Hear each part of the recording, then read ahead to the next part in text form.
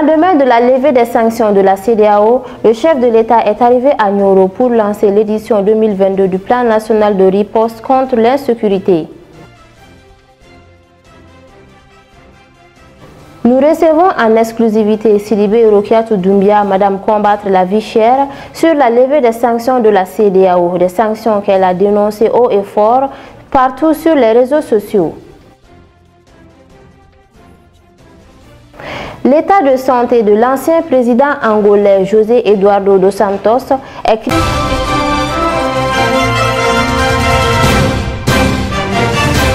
Merci de nous rester fidèles. Mesdames et messieurs, bonsoir et bienvenue dans ce 19h. Comme je vous en parlais dans les titres, le président de la transition, son excellence le colonel Assimi Goïta, chef de l'État, est arrivé ce mardi 5 juillet 2022 à Nioro du Sahel. C'est aux environs de 9h30 que l'avion transportant le président Goïta et sa délégation a atterri sur le tarmac de l'aéroport Cheikh Ahmada Hamaoula Chérif de Nioro. Cette visite s'inscrit dans le cadre du lancement du plan national de riposte contre l'insécurité alimentaire et la malnutrition au Mali. Le président de la transition est accompagné par le président du Conseil national de transition et une forte délégation ministérielle. La population de Nioro a réservé un accueil chaleureux au chef de l'État et sa délégation. De l'aéroport jusqu'au gouvernorat, les populations ont pris d'assaut le bord des routes et accompagné le cortège présidentiel. Le chef de l'État a communié à travers un bain de foule. Il a remercié la population de Nioro et tous les Maliens pour leur résilience au cours des sanctions qui pesaient sur le pays depuis le 9 janvier 2022. Nous y reviendrons avec plus de détails dans nos prochaines éditions. Sur tout un autre plan, Dr Alaï Bokoum estime que les chefs d'État de la CEDEAO ont levé les sanctions parce qu'ils savent qu'ils ne peuvent plus tenir. Poursuivant, il dira que le but principal de ces sanctions était de faire tomber le régime. Il a répondu aux questions d'Essata Bachili qu'il a joint au téléphone suite à la levée des sanctions contre le Mali. Écoutons-le, il est aussi président de la Convention pour le Mali. Effectivement, la levée des sanctions, nous l'avons remarqué, c'est une bonne chose pour tout le monde. Mais je crois que les sanctions ont été levées surtout parce que ceux-là qui ont pris ces sanctions contre le Mali, des sanctions que nous savons injustes, illégales, inhumaines et même incompréhensibles, ils étaient en train aussi de subir. Voilà, donc je crois que ils avaient voulu lever les sanctions. Ils ont levé les sanctions parce qu'ils savent qu'ils ne peuvent plus tenir. Sinon, le but principal de ces sanctions, nous le savons tous, c'était pour faire tomber le régime. Dieu a voulu que ça ne soit pas comme eux, ils l'ont programmé. Et jusqu'à la dernière minute, ils étaient en train de concocter avec certains hommes politiques maliens à l'intérieur, surtout par rapport à la loi électorale, dans leur fervent désir de faire démissionner le Premier ministre. Vous avez compris bien sûr que ça ne pouvait pas marcher. Et maintenant qu'ils sont arrivés à bout, ils n'avaient pas trop le choix. Ce qu'il faut retenir de ces 6 mois, c'est le courage et le sacrifice de tous les Maliens, surtout les commerçants, qu'ils soient détaillants ou importateurs. Nous savons que chacun a donné du sien pour que cet embargo soit plus vivable que possible. Mais également la résilience de la population malienne. Et il faut remercier aussi le gouvernement qui a su subventionner certains produits de première nécessité, au point que certains produits comme le sucre, l'huile, et le riz et autres étaient beaucoup moins chers au Mali que dans la plupart de ces pays de la sous-région. Ce qu'il faut retenir seulement, c'est aussi que nous avons aujourd'hui nos responsabilités. Nous devons prendre nos responsabilités vis-à-vis de ces organisations régionales, sous-régionales et régionales, c'est-à-dire la CEDEAO, l'UA, parce que c'est pas normal que ces organisations-là laissent les pays au profit de ceux-là qui financent leur budget à 60 voire 70%. Donc c'est pas parce que les Occidentaux financent le budget, le fonctionnement de la CEDEAO que la CEDEAO doit être juste un garçon de course ou une fille de course pour les Occidentaux, au détriment de leur population. Mais il faut positiver tout ça parce que cela a permis d'éclairer quand même la lanterne de tous les peuples africains, qu'il va falloir désormais se tenir la main dans la main pour que ceux-là qui nous gouvernent ne puissent pas vraiment faire de nous des moutons de Panurge. Voilà, donc moi je crois que de toute façon à quelque chose malheur est bon. Cet embargo-là a permis aux Maliens de rester soudés, de se donner la main, et puis à certains pays comme la Guinée, la Mauritanie et l'Algérie qu'il faut remercier ici, dont il faut remercier aussi les autorités et les peuples. C'est quand il y a des problèmes que souvent on a des grandes réflexions. Et je crois que le corridor Conakry-Bamako ne sera pas laissé par nos commerçants et par nos autorités, puisque non seulement Conakry est plus proche et le port s'adapte déjà aux réalités du Mali. Donc vivement la continuation du travail d'importation à partir du port de Guinée. Voilà, merci beaucoup et voilà ce que moi je pouvais donner comme première impression par rapport à la levée des sanctions. Nous parlons toujours de CEDEAO dans cette édition. En effet, suite à la levée des sanctions économiques et financières de la communauté des États de l'Afrique de l'Ouest sur le Mali, le président de la Convention des réformateurs pour l'alternance et la justice a accueilli la décision avec gaieté. En sus, il a invité les autorités de la transition à respecter à la lettre les résultats de la 61e session des chefs d'État de la CEDEAO tenue à Accra au Ghana. Il est au micro d'Ali Koulibaly sur les images de Salif Niari. Cette levée des sanctions est un ouf de soulagement pour les peuples de la communauté économique des États de l'Afrique de l'Ouest. Vous savez, l'idée originelle de la mise en place de la communauté économique des États de l'Afrique de l'Ouest, c'est de briser les frontières entre les peuples. Si des sanctions avaient été prises pour empêcher ces peuples-là de se fréquenter, ces peuples-là de mener des activités quotidiennes qui datent des millénaires, je pense que injustice avait été faite à ces différents peuples-là. Mais il faut également aujourd'hui se dire que cette levée des sanctions ne doit pas être vue comme une victoire des autorités de la transition malienne ou une défaite du sommet des chefs de l'État. Le Mali est plongé dans une crise. Il faudrait que les Maliens le sachent et les Maliens le comprennent. Nous avons suffisamment perdu du temps pour être dans de l'errance. Et aujourd'hui, il faudrait que les autorités comprennent que nous devons sortir, comme on appelle, de cette crise-là. Et seuls, nous ne pouvons pas le faire, mais nous devons le faire en étant conséquents. Depuis le début de cette crise, il a surtout manqué du courage aux militaires maliens pour donner une orientation claire à la transition malienne. Ce qu'il faut aujourd'hui, c'est d'aller vers des réformes, certes, mais d'organiser des élections transparentes et crédibles, lesquelles élections ne doivent pas voir la participation des autorités qui conduisent la transition. Cela doit être clair. Nous avons vu une loi électorale qui a été colmatée de toute brèche au niveau du CNT en essayant d'intégrer des éléments de soupçon pour dire que les autorités actuelles de la transition peuvent aller ou peuvent participer à ces élections-là. Il faudrait que nous soyons respectueux de nous-mêmes, respectueux de ce peuple-là. Désormais, au Mali, si nous voulons participer aux joutes électorales, si nous voulons participer à l'animation politique, il faudrait que cela se fasse dans les règles de l'art. Ça veut dire quoi? Que nous bannissons les coups d'État. Aujourd'hui, il faudrait que les Maliens comprennent et que nous tirons tous les leçons de ce qui vient de se passer. Nous avons tergiversé à travers les autorités, je le dis et je le maintiens, pour finalement arriver à la case de départ. Pour nous, est-ce qu'il est même nécessaire de continuer cette transition jusqu'en 2024? Pour nous, ce n'est pas la peine.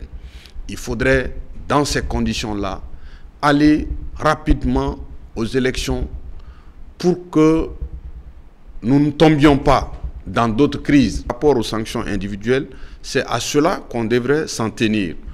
Parce que imposer des sanctions injustes contre les peuples, qui sont d'ailleurs victimes de la gouvernance de la plupart des dirigeants, est une injustice. Et c'est pourquoi au jour d'aujourd'hui, ces sanctions individuelles peuvent demeurer comme étant le signal du doute vis-à-vis, comme on appelle, de nos autorités de la transition. Je l'ai dit dans mes propos liminaires que ces autorités, surtout politiques et disons militaires, n'offrent aucune garantie, n'offrent aucune crédibilité à leur position. De 2020, d'août 2020 à aujourd'hui, nous avons changé ou nous les avons vus changer de position plusieurs fois. Et si aujourd'hui, de l'autre côté, les doutes persistent, cela est tout à fait logique et tout à fait normal. Maintenant, quitte à ces autorités-là de prouver leur bonne foi et de ne pas, encore une fois de plus, s'aimer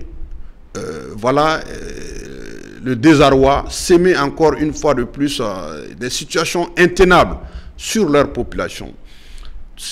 Nous ne sommes pas à notre première transition et il est de nature à ce que les organisateurs ou les tenants, les autorités d'une transition ne participent pas comme candidats aux échéances électorales. Cela va fausser, comme on appelle, complètement le jeu et cela essaierait de nous maintenir dans un perpétuel, comme on appelle, dans une perpétuelle confiscation, comme on appelle, du pouvoir. Donc, en ce qui concerne l'élection du président Embalo, je pense que c'est tout à fait normal au sein comment on appelle ça, du sommet des chefs d'État, parce que la présidence est tournante. Je pense que c'est son tour et c'est à lui de prouver ce dont il est capable. On l'a tous connu à travers les réseaux sociaux, communément appelés Madame Combattre la vie chère. Sidibé Rokia Doumbia fait partie de ceux qui ont décrié les sanctions de la CEDEAO, notamment l'embargo qui a causé la fermeture des frontières. Une situation qui a durement affecté les commerçants maliens et surtout le panier de la ménagère. Je vous invite à suivre Madame Combattre la vie chère en exclusivité sur Nieta TV sur la levée des sanctions de la CEDEAO. Elle est au micro d'Aïssata Touré sur les images de Salif Niari. Vraiment, alhamdulillah rabbil alamina. Mbe ala barikada. Ala mouye aklina dini fama flauma. Parce que du suku mbe ala de bolo. Ibe ala deli, ala ka akli nyumandi fama oma. Ouye ambariko imuli ne boufo. Ya rabbi me doua kouye. Vraiment, je rends grâce à Dieu pour la levée des sanctions sur notre pays. Tellement que j'étais contente d'apprendre la nouvelle que ça m'a rendue malade. Je peux dire même que je suis la plus heureuse aujourd'hui parce que l'embargo a beaucoup impacté sur tous les Maliens, surtout nous les commerçants. Il y a des commerçants qui peuvent amener jusqu'à 50 conteneurs à Bamako.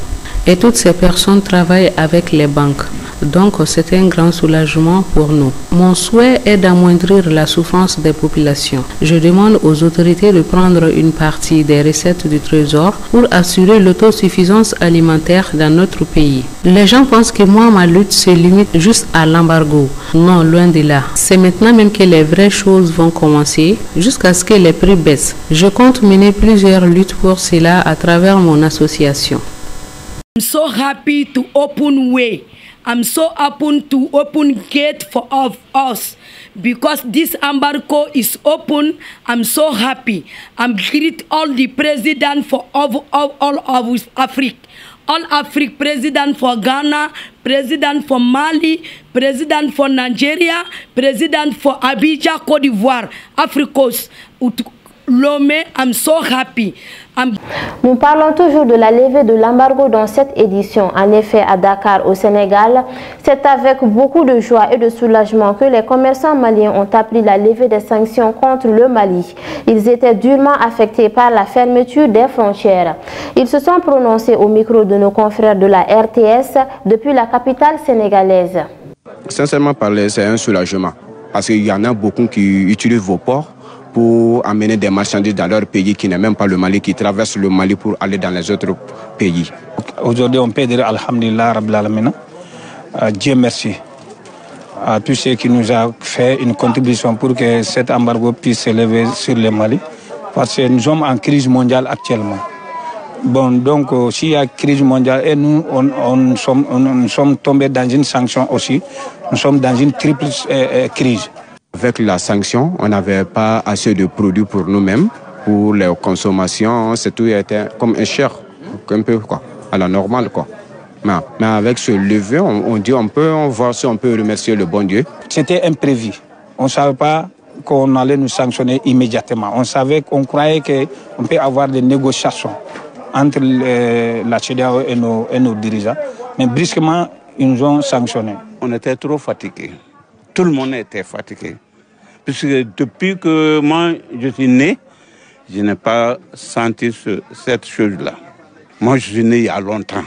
Mais sanction pour le Mali, je n'ai jamais vu ça. C'est la première fois. Durant les sanctions, je n'avais pas assez de camions qui venaient vers le Sénégal. Parce qu'avec les balles de coton, eux commençaient à partir en Guinée, en Mauritanie. Mais avec l'enlèvement des sanctions, je suis sûr que les camions seront nombreux à venir au Sénégal.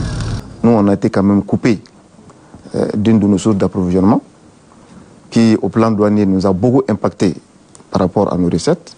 Parce que vous savez que dans nos pays, les pouvoirs publics comptent beaucoup sur les ressources générées au cordon douanier et par les ressources générées au niveau des impôts intérieurs.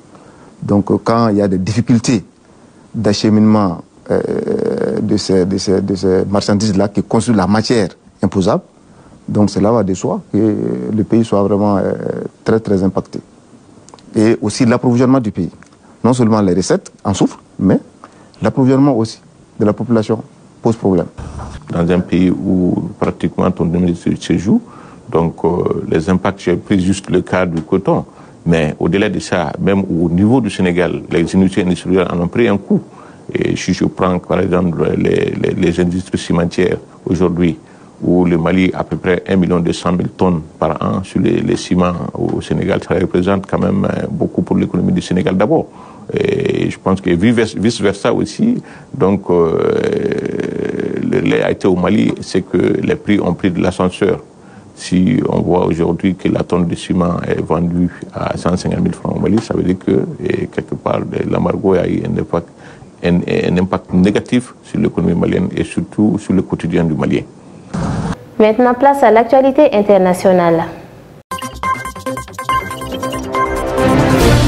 L'ancien président angolais José Eduardo dos Santos est dans un état critique et délicat après avoir subi un arrêt cardiaque il y a plus d'une semaine, a déclaré vendredi sa famille. Dans sa première communication depuis l'annonce de l'hospitalisation de l'ex-chef d'État de 79 ans, la semaine dernière, la famille a révélé qu'il avait subi un arrêt cardio-respiratoire le 23 juin. Son état clinique est critique et délicat, a déclaré la famille, ajoutant que les médecins surveillent sa santé et les complications neurologiques qui ont résulté de l'arrêt cardiaque. Il a subi des examens supplémentaires et la famille a déclaré qu'elle continue de suivre en permanence l'évolution de son état de santé. Dos Santos a dirigé l'État lusophone et riche en pétrole pendant 38 ans jusqu'à son départ en septembre 2017, l'un des dirigeants africains en poste le plus longtemps. Dos Santos, né dans un bidonville de la capitale Luanda, est accusé d'avoir largement détourné les ressources angolaises en favorisant sa famille et ses proches. Dans l'ancienne colonie portugaise, une grande partie des 33 millions d'habitants vivent sous le seuil de pauvreté.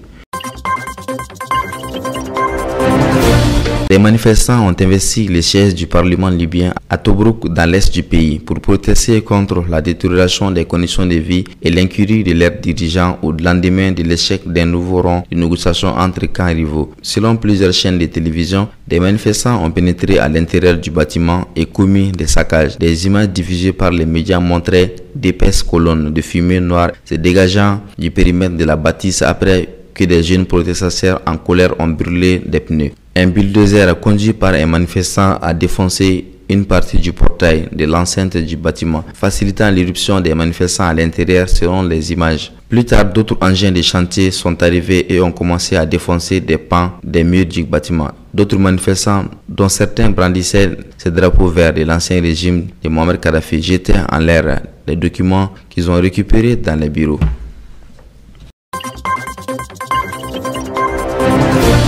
Des centaines de Soudanais ont manifesté dimanche pour la 4e journée consécutive à Khartoum et dans ses banlieues contre le pouvoir militaire. Jeudi, la capitale soudanaise a connu sa journée la plus sanglante depuis le début de l'année avec la mort de 9 manifestants qui réclamaient le retour des civils au pouvoir plus de 8 mois après le putsch militaire qui a plongé le Soudan dans la violence et aggravé la crise économique. Nous continuerons nos actions contre le putsch jusqu'à la formation d'un gouvernement composé de civils uniquement, a déclaré Mouyad Mohamed, un manifestant dans le centre de Khartoum. Le putsch mené le 25 octobre 2021 par le chef de l'armée, le général Abdel Fattah al-Burhan, a brutalement mis fin à un fragile partage du pouvoir entre civils et militaires, installé après la décision en 2019 par l'armée du dictateur Omar el-Béchir sous la pression d'une révolte populaire.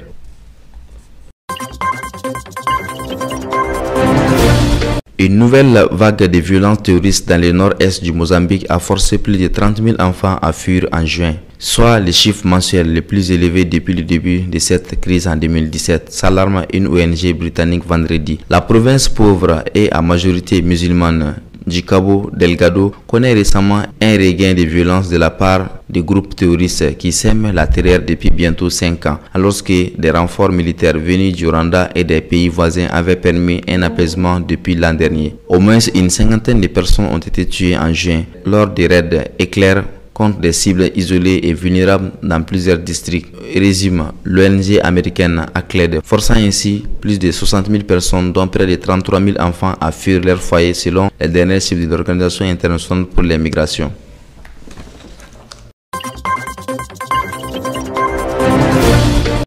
Voilà, c'est l'essentiel de cette édition. Merci à vous de l'avoir suivi. À l'approche de la fête de Tabaski, soyez vigilants au cours de la circulation routière, surtout les mototaxis, pour éviter les accidents. Bonne soirée.